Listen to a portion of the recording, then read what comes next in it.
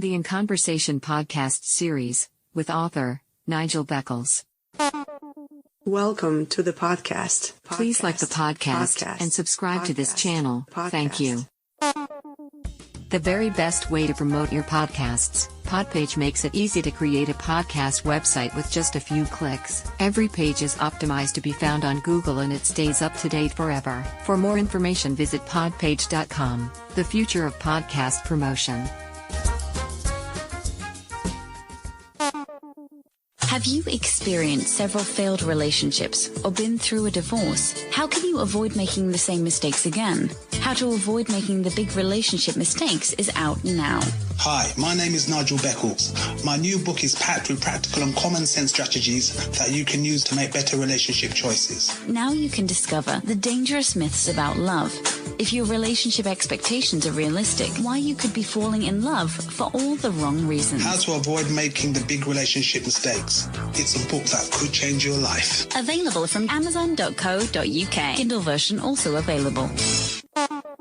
Get ready for takeoff. Welcome back to my In Conversation podcast series. My guest for this episode is a podcasting marketing expert and author, Anthony Nwaneri, who goes by the pen name Daniel Larson. Hi Anthony, welcome to my podcast series. How are you? I'm doing amazing, thank you very much, mate. How are you? I'm great, good to have you here. So where are you living at the moment? So I'm currently living in UK, surrounded somewhere called King's Lynn. I'm not sure if you're familiar with it, but it's in Norfolk, maybe about like a 1 hour drive away from Norwich.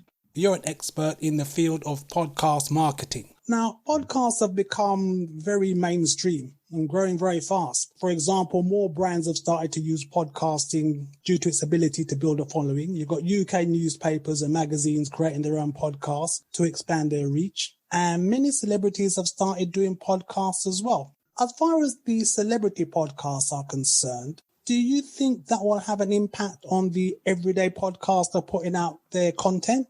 Not so much, no. I don't think so. I think the reason what makes podcasting so special is, it provides the individual. He's not necessarily a celebrity, just a normal everyday Joe. It provides them a platform that they could use and engage and grow an audience and build a brand from that. So I think, if anything, it's good that we have celebrities coming in, and creating their podcasts because it gives more eyes on the entire medium as a whole.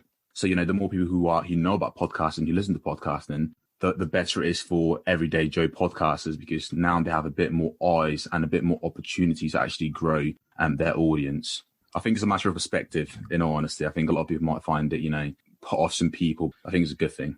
Oh, well, the only reason I asked the question is because I see quite a few podcasters complaining about celebrity podcasting. If your content is of good quality, it will stand on its own 2 feet, basically. 100%. Well, I was reading some research last week, and in America, 41% of Americans listen to podcasts monthly. So that's approximately about 116 million people. There are now over 16 million podcast listeners in the UK. And in fact, the worldwide number of podcast listeners has now reached over 485 million. So why do you think podcasts have become so popular? In all honesty, I think there's a lot to do with information and how people want to consume the information nowadays. We first had the radio, then we had TV, and I think it's the natural progression of things where a lot of people don't watch the television and a lot of people don't consume their information from TV. Having a podcast, which again, like I've previously said, having a podcast that gives an individual a platform that they can share with the world where their information is unfiltered a lot of the times and can be genuine, a bit more authentic, a bit more edgy, it attracts a larger crowd. YouTube had a big issue with censorship where a lot of their content creators have been censored and actually limited on what they can say, what they can do. But with podcasting, it's almost like the Wild West where there's not a lot of censorship going on. So it provides people their own, their own platform to speak about certain things.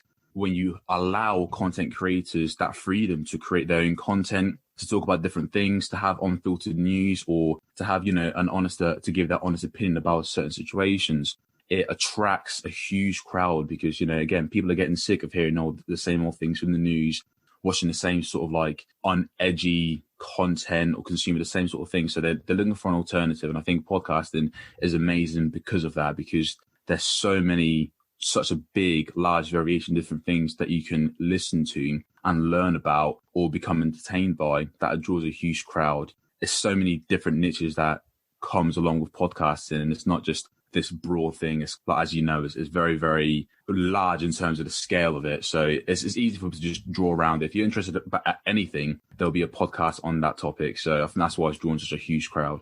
Well, you provide advice and support for podcasters. When did you become interested in podcasting?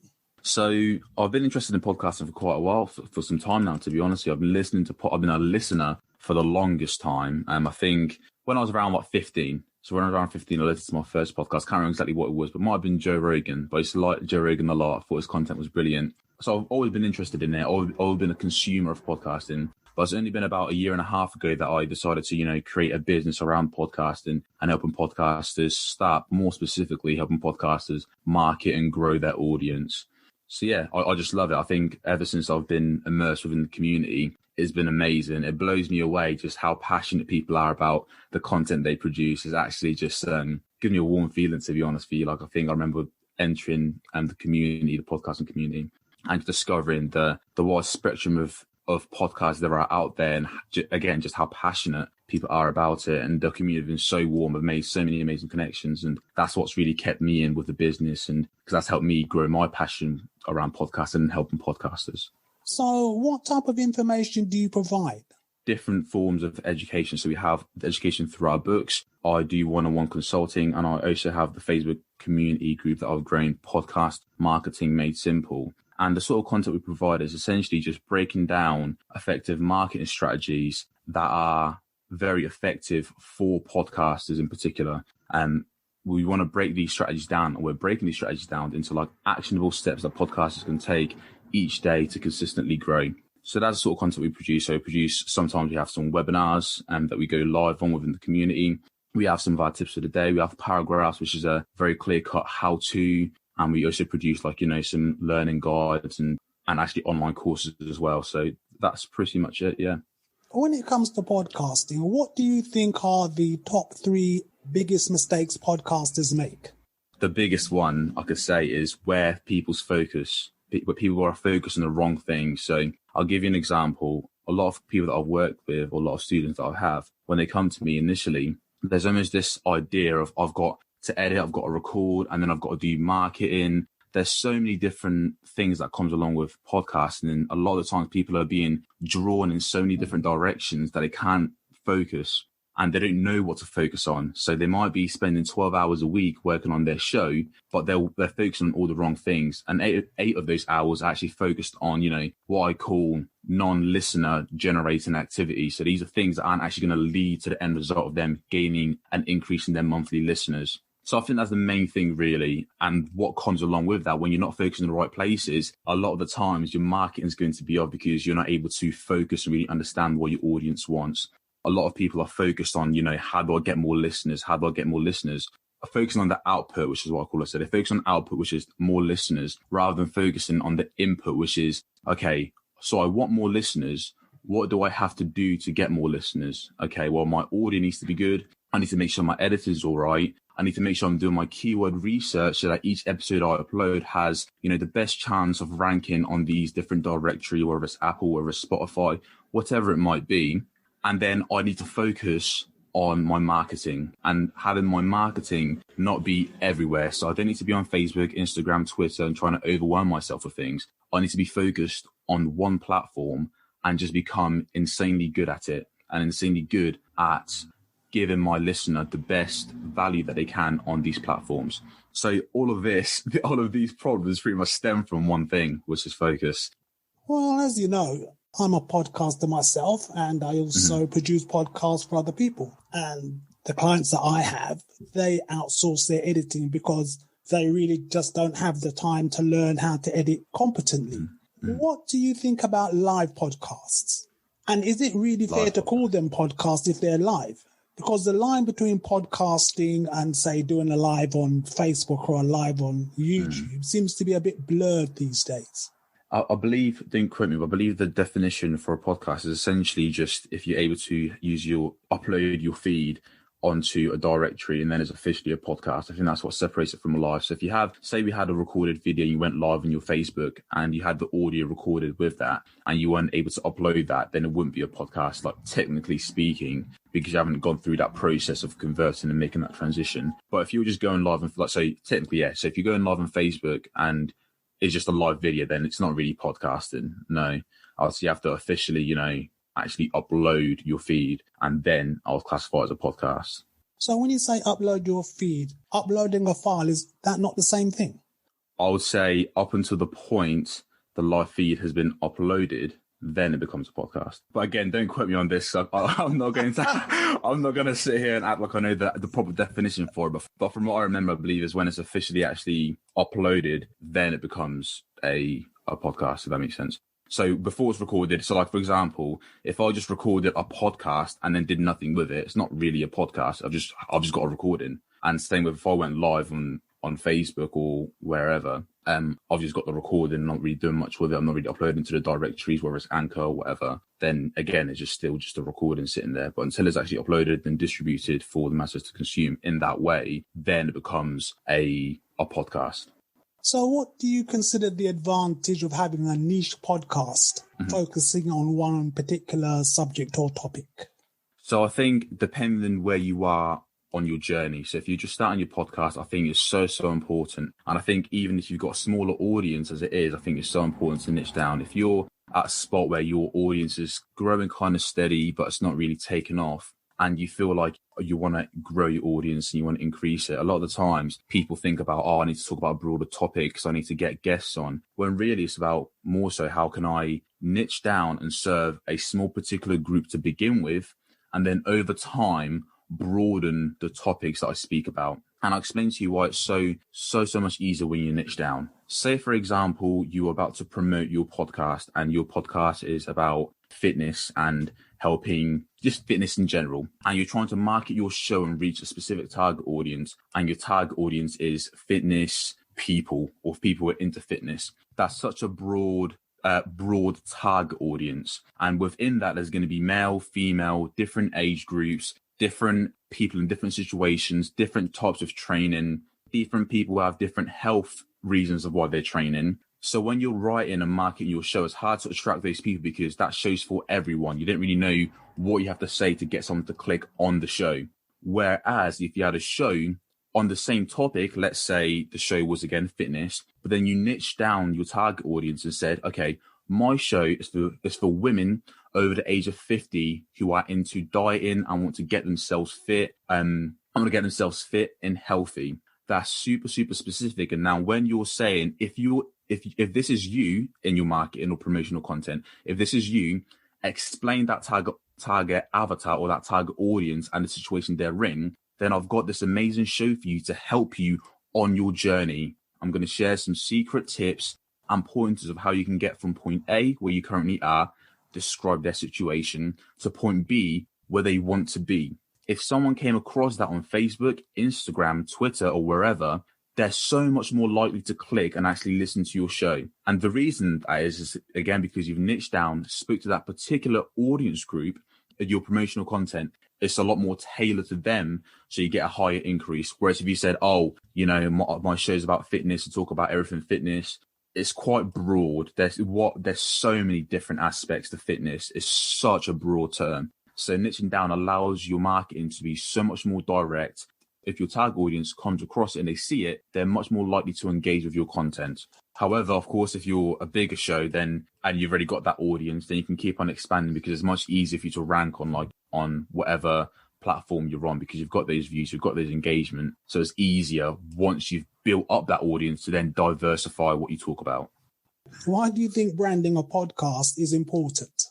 The reason why branding is so important for podcasts, the reason why branding is important in general, not just in podcasting, is one, branding allows you, your customer, your listener, whoever it might be, to build a trustful relationship. So you get to know a brand, for example, Amazon. When you buy from Amazon, you recognize the brand, you click and you give your purchase, you give your details. With a click of a finger, you buy, let's say, a laptop. you're so confident in Amazon as a brand, so it's easy for you to buy and purchase from them. And another thing that it does is it allows you to have a bit of credibility. So with Amazon, they've built up this massive brand, and they have that credibility there where people will buy from them like hundreds of thousands of orders probably each hour, because their credibility is there. They've built that brand around being an everything store. And then another thing is with branding, it allows people to form almost like an emotional attachment to certain companies or certain businesses or certain podcasts. So how does all of this relate to people who are podcasting? If you're a podcaster and you're in a niche where there's a lot of competition, how can you differentiate yourself from, the ocean of other podcasters? If I'm a fitness, maybe it's one way you could differentiate your brand is by speaking to a specific target audience, like we previously just mentioned, by niching down. So that target audience knowing, that brand goes along with this. And then with your podcast as well, if you brand it correctly, you're able to create this emotional attachment where people feel like your values and their values align. It makes it so much easier to retain that listener. If they buy into your brand, they're going to shop not just for one episode and leave. They're going to consume your entire show, episode after episode. And that's because you're branding. And another thing as well is because they have that emotional tie to your show, if, for example, a celebrity came in and wanted to be in the same fitness niche and have the same target audience, people aren't going to leave your show to go to that celebrity. Why? Because the brand that you've built and the relationship they have with your brand, because they trust you, they know what to expect. So they're a lot more inclined to stick around with you. Whereas if you didn't have a strong brand and another show came up, there's no reason why they would stick around, because, there's another thing better, because the grass, would you say, is greener on the other side. But if you've got a strong brand, you'll be fine. Well, you mentioned the word credibility a few times. How important is it for a podcaster to have a dedicated website? Does that add to their credibility? I think depends what you want to do with your podcast. In all honesty, I think most people who listen to podcasts aren't necessarily going to your website to actually listen to the podcast. They might discover your podcast because of SEO ranking. So they might have thought, I want to listen to podcasts about fitness, and they type in fitness podcast, and then your website ranks as the top one for whatever reason. Then they discover your website and it's good. So it's easy for you to be discovered. But in terms of credibility, I feel like most consumers, I know for me, I'm a consumer of podcasts. I just listen to on whatever platform I'm on. If it's Spotify, I listen to it on Spotify, mainly Spotify I use. So I don't really go to people's websites to consume the podcast itself. But if I wanted to buy something and purchase something and send an email or check out more about the podcast, then it becomes important for you to have a website, because then they can find out more. They could, become part of your newsletter. But in terms of actually the consumer side of things, if you're just doing a podcast to grow an audience and that's it, it's not necessary. But if you grow in it to, build your brand up to provide more value for your audience, to get them in your email list, maybe have a service, then it's super important. You mentioned Spotify. Mm-hmm. Which hosting platforms do you recommend for podcasters? Honestly, I think this question gets asked all the time, doesn't it? About the hosting platforms, and there's a huge debate within the community of what hosting platforms should I be on? Where should I go? I personally would say Captivate. And the reason why I would say that, Captivate FM, for me personally, I'm familiar with their brand. And I consume their content in terms of stuff they post on YouTube and their brand. And I know the CEO is a podcaster himself, and they're podcasters who create the platform. And from what I've seen and from what you're able to do and the data that they collect, it's quite impressive, to be honest with you. I know they're constantly working hard to, add certain features, add certain things. How they track their listeners is verified. IAB, I believe it's called. That's it, yeah. And that's a way for them to track individual listeners, but that's certified as well, rather than having some weird way to track who's listening to your show. So I'll say Captivate FM. I think it's awesome. I'll definitely say Captivate, yeah. Well, you've recently published a book. What's it called, and what type of podcasting topics does it cover? I published a book called Podcast Marketing, How to Easily Grow Your Audience into the Thousands and Make a Lasting Impact with Your Brand. So what's your pen name for your book? So the pen name for my book is Daniel Larson. So the book essentially is a complete breakdown of everything that I would teach a student, a consulting student who'd come to me for help. And I did this because, again, I kept on seeing the same common problems erupt. So within this book, we have a complete breakdown with case studies, practical examples of how a podcaster who's, in a position where they're not very good at the marketing, they don't know where to put their focus, and they're unaware of, what lever to pull to have an increase in their listeners, and they don't really know how to structure their messaging. It's mainly for those people. If you're a podcast out there that's got tens of thousands of listeners, you're not going to get too much from this book. But if you're a podcaster who you've got a couple thousands of listeners per month, and you're really ready to put your focus and put your attention into the right places to see consistent growth, so you can start to feel confident, start to feel happy about what you do, and feel rest assured that you actually are able to make this lasting impact, then it is for you. And what do you consider to be the best way to grow your podcast in terms of listenership? I think there is three things. I think there's three parts that play a huge role to it. So I think one is, if you're just starting off, SEO ranking on the actual, on like Spotify or whatever platform people use.